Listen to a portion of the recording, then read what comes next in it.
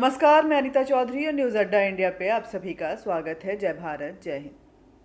पंजाब जल रहा है। सिद्धू मूसेवाला की हत्या हुई। गोलियों की तड़तड़ाहट से पूरा वातावरण उसकी हत्या में गूंज उठा था। 25 से 26 गोलियां उसके सीने को, उसके पूरे बॉडी को भेद गई थीं और उसके बाद जो कुछ भी हुआ वो हमने देखा। गैंगस्टर वॉर इसका नाम दिया गया और उस आड़ में उसकी हत्या को एक आपराधिक छवि देने की कोशिश की जा रही है। लेकिन बात यहीं खत्म नहीं हुई। अमृतसर के खालसा कॉलेज के सामने फिर गोलियां चली। गोलियों में फिर आमने सामने दो गुट सामने आए। पुलिस तफ्तीश में जुटी हुई है। पुलिस का कहना है अभी तक सारी चीज़ें स्पष्ट नहीं हुई है, कुछ भी हाथ नहीं लगा है। और वो पूरा परिसर देखिए जहाँ पे ये घटना हुई है।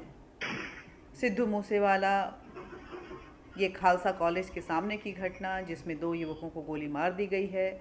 उसके बाद भी और कई चीज़ें जो हैं डेवलप होती नज़र आ रही हैं। उसके पहले हम देखें तो गली चौराहों पर खालिस्तानी झंडे को लहराना, हिंदू मंदिरों को आहत पहुंचाना। आपने देखा था किस तरह से दुर्गा मंदिर को पर एक विवाद खड़ा हुआ था और अपमान को लेकर के 2 गुट आमने सामने हो गए थे। दरअसल सिद्धू मूसेवाला की मौत पे हम अफसोस मना रहे हैं, लेकिन कौन था सिद्धू मूसेवाला? वही सिद्धू मूसेवाला जो भिंडरवाला को एक संत बताता था। भिंडरवाला, खालिस्तान का पुरोधा भिंडरवाला। ऑपरेशन ब्लू स्टार में जो कुछ सामने आया हमने देखा, किस तरह से हरमिंदर सिंह साहिब को अपने आतंकवाद का अड्डा बना चुका था, एपी सेंटर बना चुका था और कितने हथियार उसके बाद निकले थे हम सभी जानते हैं।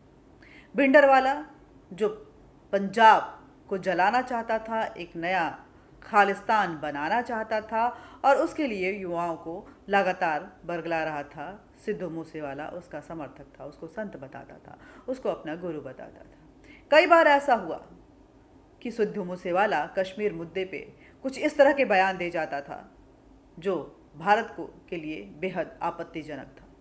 सिद्धू मूसेवाला पंजाब में खालिस्तान का समर्थक भी था। सिद्धू मूसेवाला गाने के ज़रिए एक सिंगर बनकर नफ़रत की आग लोगों के दिलों में फैला रहा था, अपनी जगह बना रहा था अपने लिए, और जो नफ़रत फैला रहा था वो भारत सरकार के लिए, भारत की संस्कृति के लिए और पंजाब को जलाने की आग को चिंगारी भड़का रहा था। वो सिद्धू मूसेवाला ऐसा व्यक्ति जो इस देश के प्रधानमंत्री के निधन की कामना करता था, जो इस किसान आंदोलन में जो लाल किले पे हुआ उसका समर्थक था।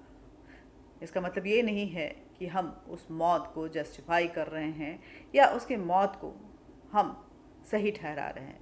जो घटना हुई बेहद दुख वाली है, परिवार के लिए बड़ा लॉस है, देश भी उसके लिए शोकाकुल है। लेकिन विचार क्या है और विचारधारा क्या है, इससे देश का भविष्य निहित होता है। ऐसे में उन विचार और विचारधारा को हम नज़रअंदाज नहीं कर सकते हैं।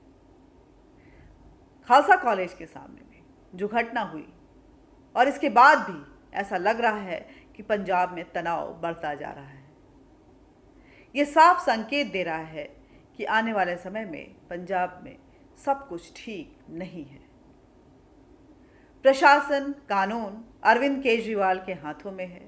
भगवंत मान वहाँ के मुखिया हैं जो कि अरविंद केजरीवाल के हाथों की कठपुतली हैं। कई ऐसे मामले सामने आ चुके हैं जिसमें भगवंत मान निकम्मे साबित हो चुके हैं। अरविंद केजरीवाल कट्टर ईमानदार सरकार और पार्टी की दुहाई देते फिर रहे हैं। लेकिन इन सब के बीच में, इस घटिया राजनीति के बीच में, इस महत्वाकांक्षा भरी राजनीति के बीच में नुकसान किसका हो रहा है? नुकसान पंजाब और पंजाबियों का हो रहा है। नुकसान पंजाब के युवाओं का हो रहा है। नुकसान इस देश का हो रहा है। पंजाब की खुशियों में कोई ना कोई सेंध लगा रहा है। ये सेंध का जरिया जो है वो साफ नज़र आ रहा है कि आम आदमी पार्टी है और उसके नेता हैं। लेकिन इसका मास्टरमाइंड कौन है, ये भी जानना बेहद ज़रूरी है। ये जो ट्रेलर था वो किसान आंदोलन के सामने से ही नजर आना शुरू हो गया था। किसान आंदोलन किस रास्ते जा रहा था हम सभी ने देखा था। टिकैत किसके हाथों बिका हुआ था हम सभी ने देखा था। हालांकि टिकैत का बुरा हाल हो गया है। राकेश टिकैत को किसान यूनियन संघ से निकाल दिया गया है और राकेश टिकैत अब जहाँ जहाँ जाते हैं उन पर चप्पल, जूते और स्याही बरसाई जाती हैं। उनका अपमान किया जाता है, उनको माइक घुमा के मारा जाता है, उनके माइक तोड़े जाते हैं, हंगामे होते हैं। राकेश टिकैत कठपुतली बनकर अपना सब कुछ खो बैठे हैं, यहाँ तक कि अपने पिताजी के अर्जित किए हुए नाम और शोहरत को भी। लेकिन इन सब के बीच में एक जो चिंगारी पनपी उस किसान आंदोलन के नाम पे, वो आज पंजाब में किस तरह फैलती जा रही है, फैलती जा रही है, फैलती जा रही है। नाम किसान आंदोलन का था लेकिन झंडा खालिस्तान का लहरा रहा था। नाम किसान आंदोलन का था लेकिन खालसा पंथ के नाम पर, बेअदबी के नाम पर लोगों की जानें जा रही थीं। नाम किसान आंदोलन का था लेकिन अय्याशियां भरपूर थीं। नाम किसान आंदोलन का था लेकिन पंजाबियों की भावनाओं से खेला जा रहा था और इन खेल में खतरनाक मंजर जो तैयार हो रहा था वो पंजाब की पृष्ठभूमि पे एक बार फिर कलंकित करने के लिए एक इतिहास रचने को तैयार है। कैसे बचेगा पंजाब, किस तरह से इसका बचाव किया जाएगा, कैसे पंजाब के युवाओं की भविष्य को सुरक्षित किया जाएगा, इस पर गौर देना और विचारों के साथ, विचारधाराओं के साथ, संवेदनशीलता के साथ इस पूरे मसले का हल ढूंढना ये सरकार की, चाहे वो केंद्र सरकार हो, चाहे अरविंद केजरीवाल की निकम्मी पंजाब की सरकार हो, दोनों की जिम्मेदारी है। जिम्मेदारी इस देश के नागरिकों की भी है। लोग लड़वाने की कोशिश कर रहे हैं, हिंदू और सिख करने की कोशिश कर रहे हैं। इस बहकावे में मत आइएगा। हम भाई भाई हैं। वो हिंदू ही तो थे जिन्होंने धर्म की रक्षा के लिए जब पग पहना तो विध्वंस का ऐसा सैलाब लेकर आए कि मुगलों के पांव उखड़ गए थे। क्या उन मुगलों की चाल में हम फिर एक बार फिर फंस जाएंगे क्या? वो शैतानी चालें, वो आसमानी किताबों की फितरतें, वो देश को तोड़ने की साजिशें क्या हम पे एक बार फिर कामयाब होंगी? बड़ा सवाल है। मगर यहाँ ज़रूरत समझदारी की है। कितने समझदार होंगे इस देश के सिख और कितने संवेदनशील होंगे इस देश की जनता, ये आने वाला वक्त बताएगा। लेकिन फ़िलहाल पंजाब की जो स्थिति है वो बद से बदतर होती जा रही है। एक ऐसी पार्टी वहाँ पे राज कर रही है जो महत्वाकांक्षाओं से लबरेज है और जिसकी डोर 7 समंदर पार से खींची जाती है और छोड़ी जाती है।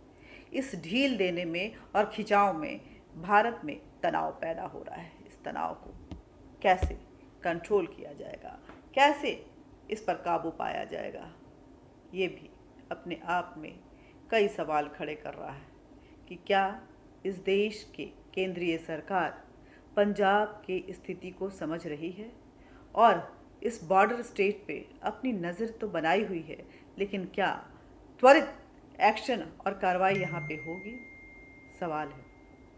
क्या पंजाब को जलाकर पाकिस्तान, चीन और भारत के दुश्मन देश अरविंद केजरीवाल को मोहरा बनाते हुए अपने मंसूबे पूरे कर रहे हैं, या भारत को तोड़ने की एक और तैयारी फिर से कोशिश की जा रही है खालिस्तान के नाम पे? खालिस्तान मुद्दा जो मर चुका था, आखिर उसे कौन और क्यों जिंदा कर रहा है? सवाल है ये। और क्यों नहीं पाकिस्तान के इन मंसूबों को, दुश्मन देश के इन मंसूबों को, उन काले लोगों के इस मंसूबे को पंजाब की जनता समझ पा रही है? सवाल है ये। जय हिंद, जय भारत। मिलते रहेंगे और बातचीत का ये सिलसिला भी हमारे आपके बीच जारी रहेगा। बस करना क्या है, न्यूज़ अड्डा इंडिया को ज़्यादा से ज़्यादा सब्सक्राइब करना है। इस वीडियो को ज़्यादा से ज़्यादा शेयर करें, लाइक करें और बेल बटन दबाएं ताकि आप तक नोटिफिकेशन पहुंचता रहे। आपके दिल में जो भी गुबार हो कमेंट बॉक्स में ज़रूर लिखिए। धन्यवाद।